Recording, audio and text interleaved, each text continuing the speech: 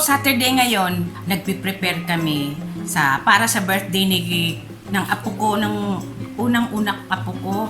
Magbe-birthday bukas ng December 1. 7 years old siya.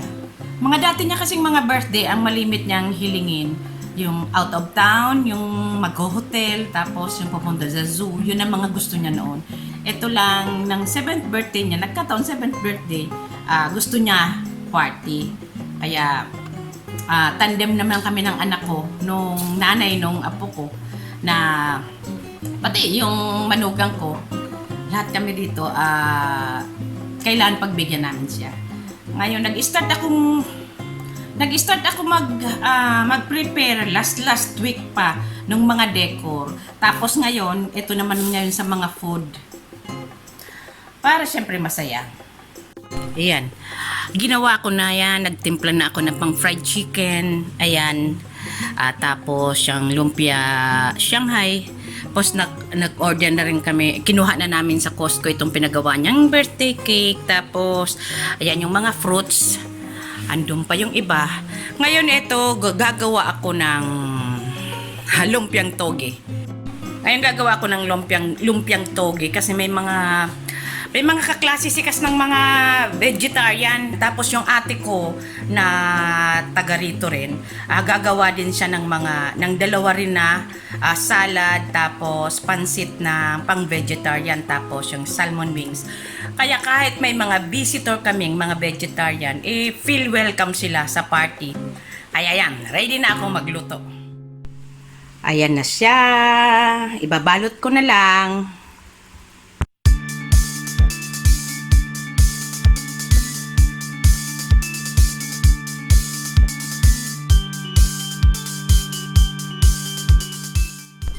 Hi! Sunday ngayon, December 1, birthday ni Cass. 6 o'clock ngayon.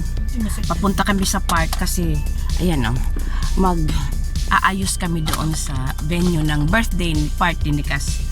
Kaya kami maaga. Naiwan pa yung mga bata. Ayan yung pabitin. So yun, tapos yung plano namin is doon.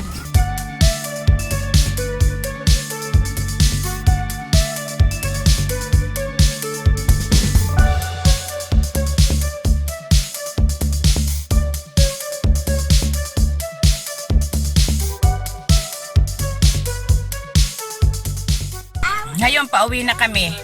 Natapos na namin yung decor. Ngayon, magluluto naman kami. 7:30 na. Sana mahabol, sana matapos namin agad-agad kasi 10 o'clock ang start ng party. Ayun yun, no. Yun ang dinecor. Naiwan si na tatay tsaka yung sister niya si Muset para maglagay ng mga finishing touch. Tapos kami naman ni nanay, magluluto na. Ay, nakuras kami. Ayan oh, kumag-11 na. Let's go! Ayan, Let's go! nakailang balik dito. Ayan, paalis na kami. Hi, na-late kami, mga 1 hour. At least naluto namin lahat. May mga, ang ginawa na lang yung manugang ko.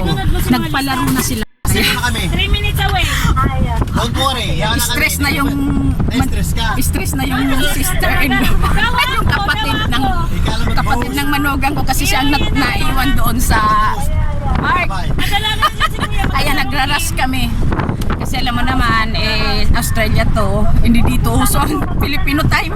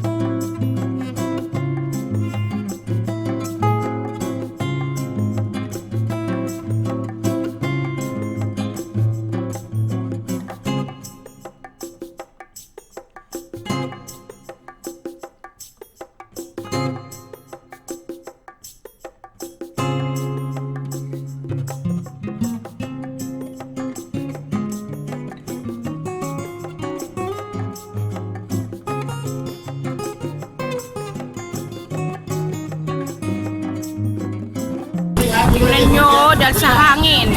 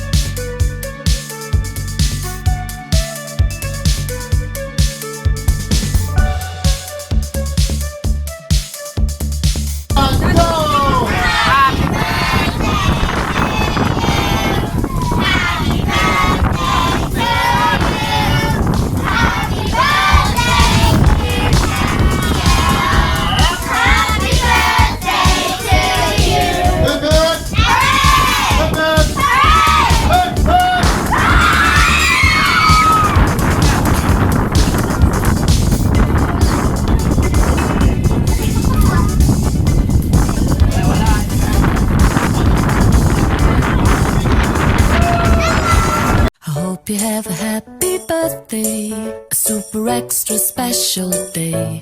I wanna wish you happy birthday. May all your dreams come true today. 'Cause you're really one in a million, and you mean the world to me. There's no one sweeter than you to wish a happy birthday to.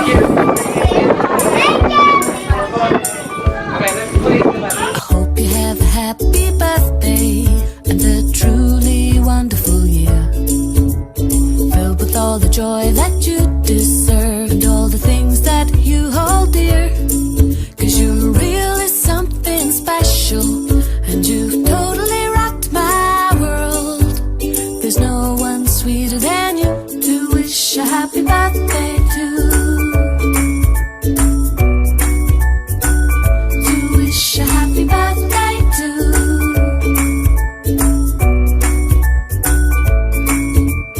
Happy birthday to you. I wanna wish a happy birthday to you. Happy birthday to you. I wanna wish a happy birthday to you. Ayan, tapos na. Mga, na, 1, tamang oras ko na. Ayan, 1:50. At least, nagligpit na kami. Wala na yung kasi. Kahit yung background, yung decoration na nilagay ko kaninang umaga, okay lang. At least yung mga bata nag-enjoy, tapos full of prizes, tapos nabusog, nagbalot pa sila ng mga pagkain, may mga tira pa para dinala ng mga bisita. Yan, at least masaya. Kaya, happy birthday, Kas! Ayan mga bibit-bitin uli. Thank you, sis. Ayan mga bibit-bitin. Ayan mga gift ni Kas. Tapos itong toys, naiwan ng mga visitors kasi ang daming prizes kaya nakalimutan na nila. Ayan, mag-o-open na siya ng gifts. Nakapag-rest na kami. Hope you have a happy birthday, a super extra special day. Thank you for the gift. Wanna wish you happy birthday. May all your dreams come true today. Cause you're really one in a million, and you mean the world to me. There's no one sweeter than you to wish a happy birthday to.